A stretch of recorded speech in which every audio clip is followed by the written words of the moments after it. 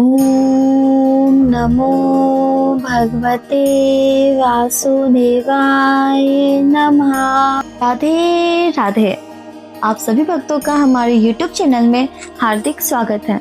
तो आज हम कार्तिक महात्म्य की अध्याय का वर्णन करेंगे और इसी तरह हमारे कथा, कहानी, किस्से को सुनने के लिए हमारे YouTube चैनल को सब्सक्राइब, वीडियोस को लाइक और कमेंट में बहुत सारा प्यार दे। वीडियो के अंत में माँ तुलसी का एक बहुत ही लोक प्रसिद्ध गीत है जिसे सुनकर आप अपनी पूजा को संपूर्ण कर सकते हैं। तो आइए हम कार्तिक मास की कहानियों का वर्णन करें। एक जो मनुष्य किसी कारणवश कार्तिक मास में स्नान, पूजन विधि पूर्वक नहीं कर पाते हैं, वो कार्तिक मास के आखिरी 5 दिनों में अगर यह कथा, कहानी और भजन कीर्तन सुन ले और नित्य प्रति इसका मनन करे तो निसंदेह उन्हें पूरे महीने का फल मिलता है। और जिसमें से एक लोक प्रसिद्ध भीम पंचक कथा है। पूरे कार्तिक महीने का फल प्राप्त करने के लिए भीम पंचक कथा नित्य प्रति करना चाहिए। तो आइए हम इस कथा का वर्णन करते हैं। एक समय राजा परीक्षित ने महात्मा व्यास जी से पूछा, हे भगवान, हमें कार्तिक मास की कथा आपने सुनाई और उससे भी एकादशी से लेकर पूर्णिमा तक इन 5 दिनों को भीम पंचक के नाम से क्यों कहा जाता है?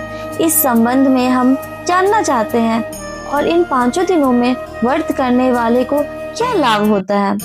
महात्मा व्यास जी ने कहा, हे परीक्षित सुनो, कुछ समय पहले काशीपुरी में बहुत ही निर्धन सोमेश्वर नाम का एक ब्राह्मण रहता था। उसका शरीर बहुत ही कमजोर था, परंतु वह भगवान विष्णु का भक्त था।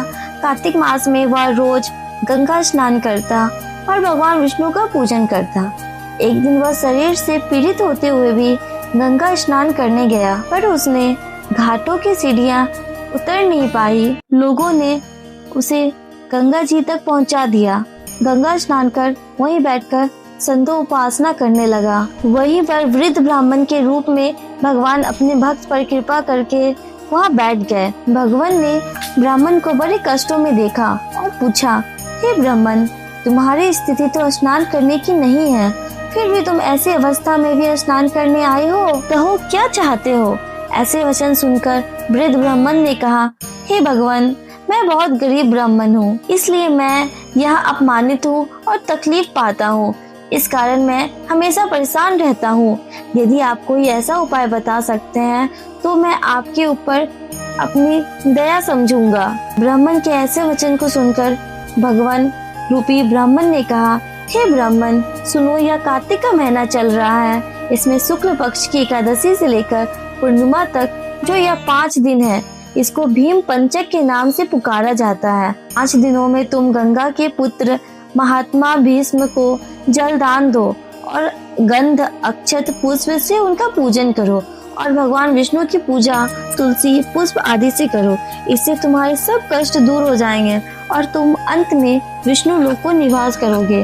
हे ब्राह्मण, महाभारत की लड़ाई में जब महात्मा भीष्म सरसैया पर सोए हुए थे, उस वक्त अपने प्रिय अर्जुन को उन्होंने सारे प्रकार का राजधर्म, व्यवहार धर्म, ज्ञान धर्म कहा था। उस समय अर्जुन के सखा कृष्ण वहीं पर थे। जब भीष्म ने कृष्ण से कहा, हे पितामह, जो मनुष्य कार्तिक मास के शुक्ल पक्ष की एकादशी से लेकर पूर्णिमा तक तुम्हारे नाम से जल देगा और आपकी पूजन करेगा, वह पूजा मैं स्वीकार करूंगा और उसके सब कष्ट दूर करूंगा। हे ब्राह्मण, तो इस भीम पंचक में महात्मा भीष्म का पूजन कर, इसके करने से सब कष्ट दूर हो जाएंगे। इसके बाद ब्राह्मण ने भीम पंचक का व्रत किया और सब सुखों को प्राप्त करता हुआ अंत में भगवान विष्णु को गया। इसलिए कार्तिक मास में महात्मा भीष्म का व्रत करना चाहिए।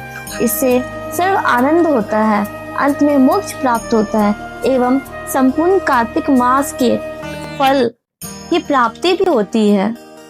भीम पंचक कथा संपूर्ण।